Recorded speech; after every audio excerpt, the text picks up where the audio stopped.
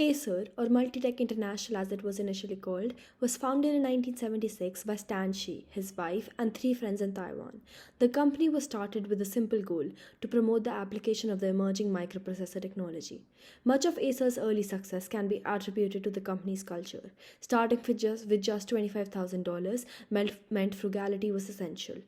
The principle of customer prioritization, later referred to as ACER 123, was also established early on, putting customers first, employees second, and shareholders third.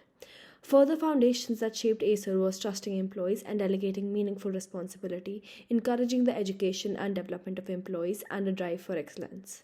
The four guiding principles announced 10 years later embodies this culture. Stanchi oversaw significant geographic and product expansion, from entering European market to launching the first mainstream commercial product, the microprocessor computer. It was an exciting time for the company. When going public, another company had the same name, and so the company rebranded to Acer. She was willing to dilute his equity as he was grounded by the principle that it is better to lose control but make money, and that common ownership was inherently advantageous. With rapid growth came several challenges, such as loss of the commoners culture that had previously worked so well, new product launches being failures, and relentless competition. This ended up with Leonard Lee taking the helm of the second phase of Acer's history. Moving to the second phase, Acer has hired Louis to be the CEO and chairman of AAC. Under his by the number management model, there were several new organization and management approaches implemented within the firm, including reducing management layers, establishing standards for intra-company communications, increasing spending on top accounting and law firms, introducing the regional business unit and strategic business unit. Also, he has introduced new productivity and performance evaluations, which led to the major layoff in January 1991. As a result, 300 of Taiwan based workers were laid off, who were the lowest 30% in performance evaluation. Another major activity took place under his management is the major acquisition in August 1990. Acer paid $94 million to acquire the respected Altos brand, leading to a loss of $20 million within a year of acquisition. Overall, Louis' management resulted in financial losses and employees' dissatisfaction within Acer. Moving on to what happened from 1992 to 1995. As Tanchi reclaimed his role of the CEO, his vision of the global brand Local Touch began to crystallize. Broadly speaking, there are three main things that she did in order to make Acer a leading global competitor. Firstly, his objective of 21 and 21 was to make Acer Group a federation of 21 public companies holding individual local ownership by the 21st century. This strategy was extremely different from the mundane control-based strategies in European, American, and Japanese business models, since it was highly reliant on the interest and coordination of all the independent companies under the Acer umbrella. Secondly, the client-server model laid out the business plan where the Taiwan headquarters was just a server that used its resources to support the client business units. This way, the independent business units could implement their own ideas and have their own decision-making processes rather than being controlled by one corporate center. Lastly, the fast food method was a new transport and inventory control process where small, expensive commoners with fast changing technologies were airshipped as soon as they were produced, and the less volatile items were shipped via sea. Along with these new strategies, Acer's first American based product was also introduced, which was named as Aspire, which will be talked further in the presentation. These three periods also coincide with three different strategic approaches with respect to Kimawatt's framework of adaptation, aggregation, and arbitrage. In the first period, we see a global aggregation approach. Indeed, the whole value chain is centralized at Acer's headquarters in Taiwan, and this is done to improve the resources and capabilities that the company has started developing, and for example, R&D, innovation, efficient production, economies of scale. And we see that the first attempts of expansion are toward the neighboring countries. This is done to reduce the spatial distance, but also cage distance in general, because these types of countries are easier to enter for a company coming from Taiwan. And even later, when Acer start entering Europe, Latin America, and Middle East, the value chain is still and production is still centralized at the headquarters. We start seeing some changes under Liu's management with the introduction of the RBU-SBU model. Indeed, here we have the introduction of four regional business units, CERTEC, Europe, AAC, and ACI, with the goal to develop partnerships and joint ventures with local players to start being more responsive to local needs. So it's a first shift in the direction of local adaptation. In particular, this is an example of externalization to reduce the burden of variation. But notice that the value chain, like the majority of the value chain, is still highly centralized in Taiwan. So we're still in a context of global aggregation. With the Xi's comeback as CEO, we see some further signs of local adaptation, at least at an organizational level, with the implementation of the client-server model that gave more and more autonomy and independence, at least in theory, to the RBUs to start to sense more and more local market opportunities, so to be more and more responsive to local demand. And then we see some first examples of arbitrage with the implementation of Uniload and the fast food model. Now the assembly and distribution phases are undertaken at a local level, while the other stages of the value chain, production mainly, are still highly centralized. And this is done to exploit the differences between the countries. And here comes 1995, the year when our business dilemma takes place. Particularly, we are at AAC, Acer's American RBU.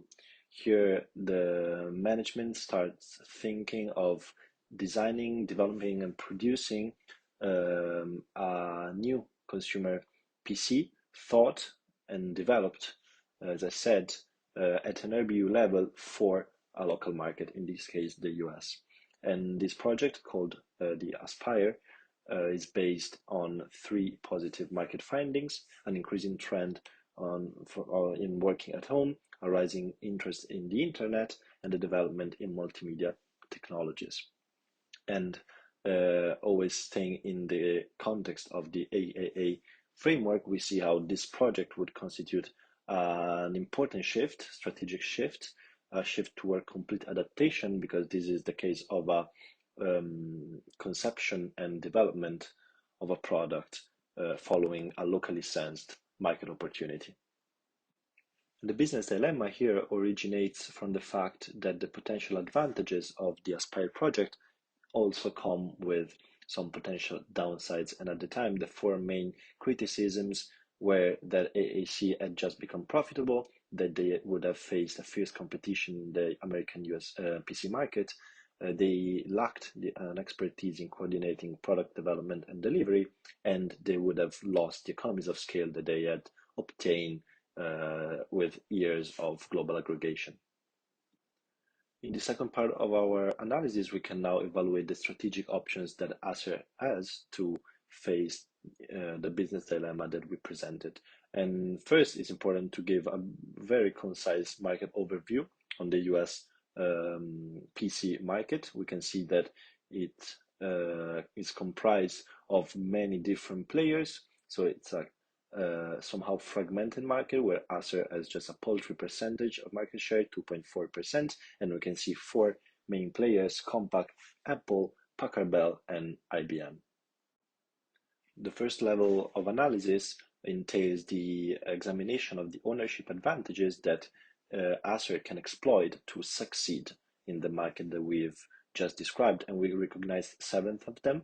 Good managerial practices, based basically on the hands-off management and on the delegation approach, an excellent employee training culture based on mostly on the Shifu approach to teaching, matched with some very effective incentive, strong innovation capabilities on a technological but also process, procedural, and organizational levels, a family-like work environment which made Acer a really attractive workplace for potential employees, a solid brand reputation because Acer is still the 6th biggest PC manufacturer in the world, a strong distribution network and an expertise in managing such distribution networks, and ultimately some strong economies of scale deriving from years of global aggregation strategy. but most importantly, it's important to understand and analyze if these 7 ownership advantages can be transferred to the US market, because only in this case they would be useful for the company to succeed with the Aspire project. And our analysis of the aforementioned 7 ownership advantages concluded that all of them are transferable. 4 of them are completely transferable. There are some minor concerns, some partial concerns on 3 of them. Family-like work environment could be only partially transferable due to the really vast distance, cultural distance between Taiwan and the US and their employees. Brand reputation can be hard to transfer because of the really big and affirmed players in the US PC manufacturing industry. And lastly, economies of scale that can be transferable, but after some times or after the project Aspire has already gained a foothold and production has been scaled up. If the ownership advantages analysis confirm how Acer could potentially succeed in the US market, the location advantages analysis tell us why it is actually more efficient and convenient for them to move the entire value chain in the US instead of keeping production and design and product development at quarter level. Indeed, in our case, a high gauge distance that we found between Taiwan and the US is an additional factor to in favor of local adaptation. This is due to many reasons. From a geographic standpoint, of course, the big distance, spatial distance between the 2 countries increases inventory and transport costs. And in the case, of course, that production, for example, is kept at headquarter level, communication costs would be much higher in this case too, because of the 12 hours of time difference between the 2 countries. And then there are some other aspects, cultural, administrative, and economic aspects that contribute to the significant gauge distance between the 2 countries, and that bring us to the recommendation of shifting the entire value chain to the US so that it is closer to consumers in a contextual situation where the latter can be better analyzed and their wants and needs can be better served. Our analysis brings us to our core recommendations of supporting the Aspire project and sticking to it, thus shifting the entire value chain to the US for the development of this consumer PC. And we think that this would bring 4 main advantages to Acer as a whole on many different levels. First of all, it would be really consistent with the organizational values and goals set by Xi. It would represent the quintessence of the client-server model, and it would represent the starting point toward the 21 in 21 project that Xi meant to achieve by the 21st century. Then, if it was a success, it would then be this model would then be potentially extendable to other RBUs, and in this way, Acer would really shift from a dimension of a global or transnational firm to one of a multinational enterprise. Then, as we already anticipated, by shifting the entire value chain to the US, American consumer needs and wants could be better understood, and these consumers could be better served thanks to a greater adaptiveness to local demand.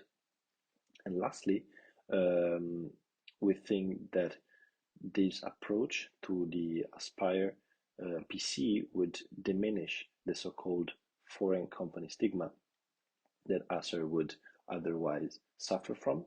Indeed, we think that the company would be better seen by the American population, by American consumers, than if it simply exported products from Taiwan. And this is because Acer would be seen as a company that trains American employees, that contributes to the American economy, and that does not just enter the market by exporting its products there. Our recommendation obviously implies a significant shift with respect to the AAA framework toward a complete local adaptation strategy, but also a change in the location of the various stages of the so-called mining curve, which would now be all located in the US. And in this way, the local RVU, AAC, controls other highly valuable phases in the production processes. So not only distribution now, but also the component parts. So design. However, this recommendation may involve several potential risks, which are the three shown in the slide, but they can all be offset in certain ways. Firstly, the AAC profit position could be threatened as it just began to generate profit, most of which was from OEM sales, and Aspire is involved in a highly competitive and very expensive consumer product business. Considering that its established competitor will likely to launch their own multi-medium home PC even before it, and there has been some failed attempts before, like the Taiwan-based MeTech in early 1990s. But just as the CEO Shin said himself, even a loss made in this way can be considered as a good attempt for its client-server model and hands-off approach practice, as well as a useful experience learning process. Secondly, the task of coordinating the development of such an innovative new product could be quite challenging for an inexperienced team with limited resources. But as we have mentioned before, most of Acer's ownership advantages are totally transferable. They can all be transferred to AAC, and thus enable them to complete this task more fluently. Thirdly, the projection of Aspire may act as a trigger point for more RBUs around the world to want to redesign their own product and marketing strategy for the local market, therefore undermining Acer's economies of scale. However, considering that the economies of scale is also transferable after some time, it should not be a long-term concern. Under our recommendation, there are different entry modes involved in different stages of the value-added chain.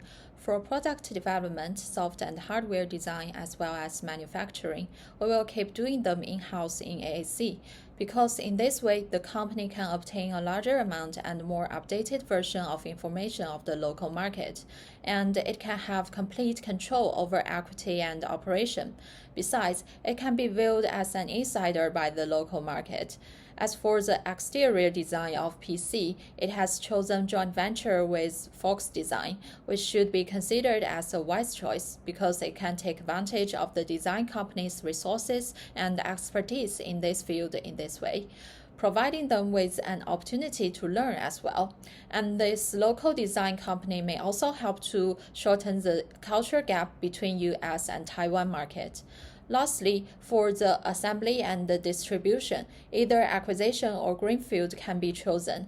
As it has previously done with its acquired company Altos, it provided them with quicker and easier access to local distribution network and assembly plant.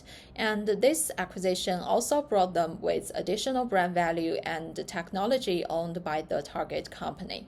When looking to expand the strategy to additional regions, two markets stood out. The framework we used for this was to consider four key areas: network synergies, cultural retention, market drivers and dynamics, and idiosyncratic advantages.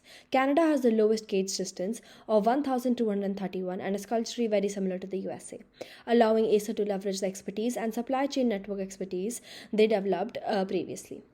With the market drivers and dynamics being similar to the USA, there is an opportunity to enter without having to go through many of the challenges they did with the states. One of the other markets that Acer can enter is India. Similar to what we discussed in Canada, India has a low gauge score when compared to Taiwan. Geographically, it is closer to Taiwan than other Western countries, which will make it easier to shift operations and lower inventory costs. Furthermore, India's culture is very similar to Shay's idea of corporate culture, that is, there is high trust and respect within employees.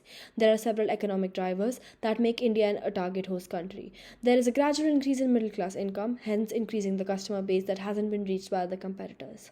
Some idiosyncratic advantages include well-educated young folks at a relatively lower wage and a lower corporate tax rate of 15%. To summarize, in order to become a global leader, Acer has to implement foreign direct investment strategies which will assist in expanding both production and reaching a greater consumer base. In this case, starting production in the United States proved to be a profitable decision for Acer and a stepping stone for future FDI's international trade. By striking the right balance of constantly changing its business structure to fit global needs and still not forgetting its primary fundamental vision, Acer can navigate through the challenges and gain greater success.